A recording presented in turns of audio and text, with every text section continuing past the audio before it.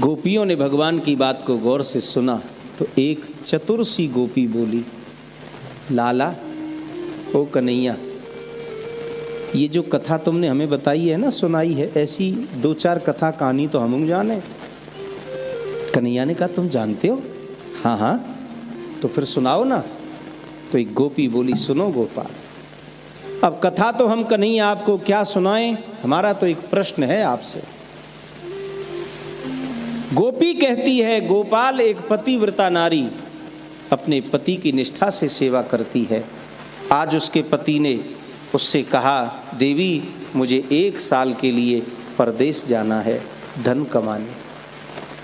पत्नी तो घबरा गई, महाराज ये क्या कह रहे हैं आप, 1 साल के लिए? मैं आपके बिना नहीं रह सकती। मैं तो जब तक आपका मुखमंडल नहीं देख लेती तब तक मैं जल भी ग्रहण नहीं करती। आप 1 साल तक मुझसे दूर रहोगे, मैं कैसे जीऊंगी? पति ने कहा, देवी मुझे तो जाना पड़ेगा, धन कमाना है, घर गृहस्थ की व्यवस्था देखनी है, आपको रहना ही पड़ेगा। तो पति ने जानते हो क्या किया?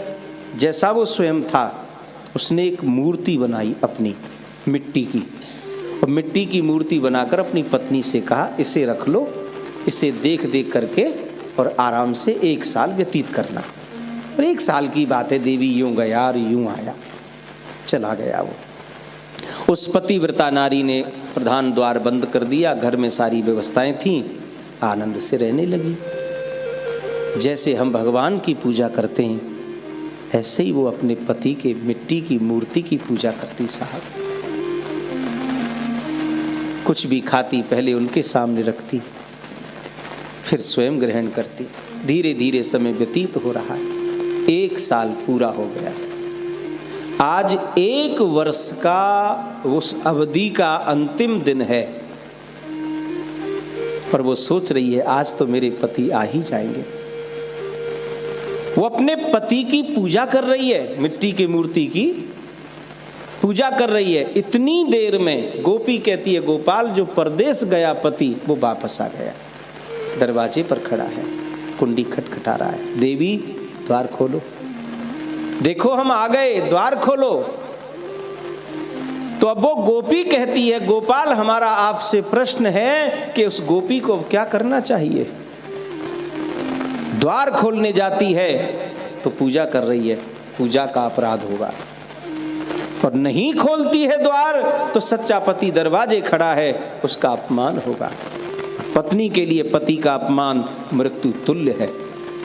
बताओ अब उस गोपी को क्या करना चाहिए। एक बात आपसे कहूं, जिसकी पूजा में आप बैठे हैं, पूजा के वक्त यदि हमारा सर्वस्व लुट जाने देना, सब कुछ नष्ट हो जाने देना, पर जिसके सामने मैं पूजा में बैठा हूं बीच में से उठना नहीं, उसे पीठ दिखाकर जाना नहीं। ये पूजा हो रही है, कोई नाटक नहीं है भैया, ये कोई तमाशा नहीं है, ये अनुष्ठान है। पूजा में बैठे हो तो आपने कोई संकल्प लिया है, बिना संकल्प के बिना हेतु के आपने पूजा नहीं की। पूजा बिना हेतु के होती नहीं है। पूजा कर रहे हो तो कोई न कोई आपका कारण है, बिना कारण के पूजा नहीं होती। और जो भगवान से प्रेम करते हैं, सच्चा प्रेम करते हैं, वो पूजा करते नहीं है, वो सिर्फ और सिर्फ प्रेम करते हैं, वो पूजा नहीं करते।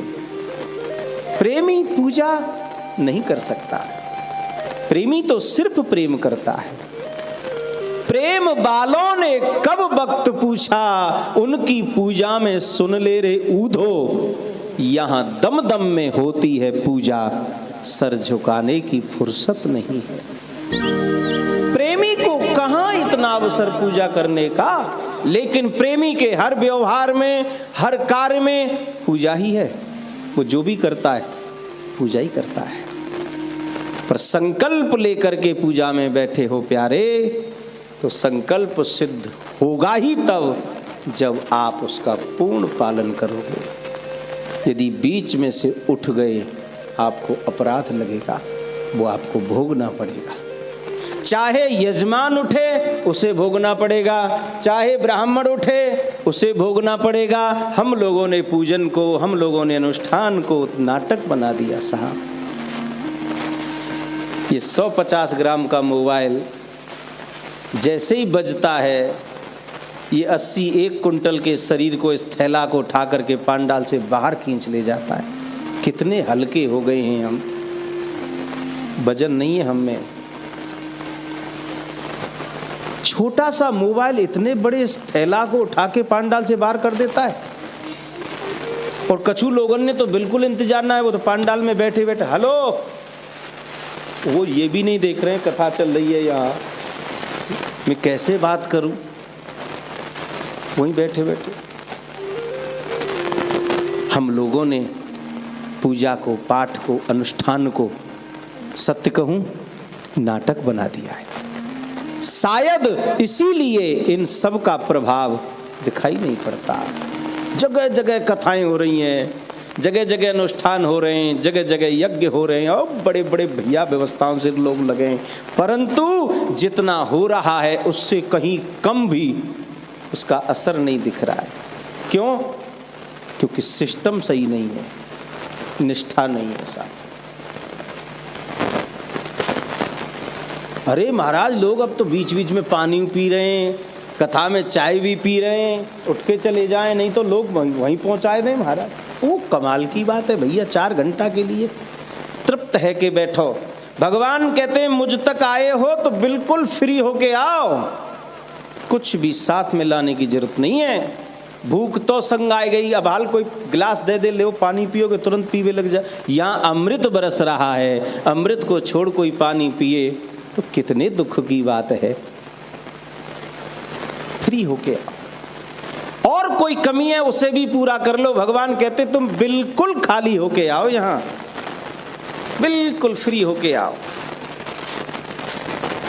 तो गोपी यही कहती है कि वो गोपी यदि पूजा छोड़ेगी तो अपराध लगेगा। पूजा का अपराध होता है, आपका कर्म खराब हुआ तो पूजा में अपराध होगा। या तो फिर डायरेक्ट प्रेम करो भगवान से, प्रेम में कोई अपराध नहीं है, प्रेम में कोई पाप नहीं, क्योंकि प्रेम में कोई नियम ही नहीं है। नियम नहीं तो उसका कोई अपराध नहीं।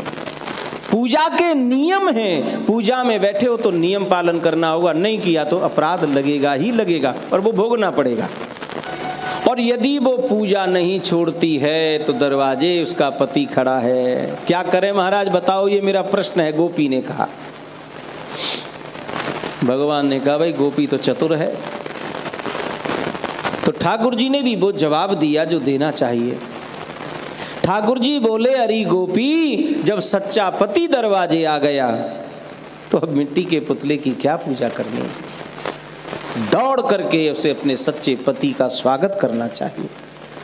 गोपी ताली बजा करके, वाह वाह कन्हैया वाह, ताली बजा करके आनंद मगन हो गई। बोली, गोपाल धन्य हैं आप, आपने वही जवाब दिया जो हम चाहते थे।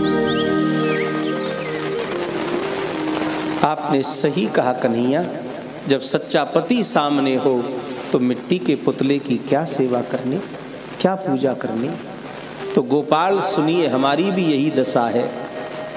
हमने भी खूब संसार में नकली पतियों की, मिट्टी के पुतलों की अब तक खूब सेवा की, खूब पूजा की, पर हमें आज तक वहाँ कुछ मिला नहीं। पर जब सच्चा पति सामने आके खड़ा है तो कम से कम अब तो हमें वापस मत भेजिए। भगवान ने कहा, सच्चा पति कौन है? गोपियों ने कह दिया, प्रभु आप हो तो सही।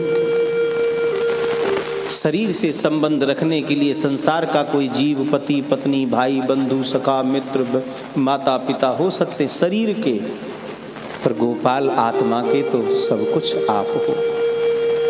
हम लोग आरती में भी तो गाते हैं, तुम हो एक अगोचर सबके प्राण पति। हम सबके सच्चे पति परमात्मा है, प्राणों के आत्मा के मालिक परमात्मा है।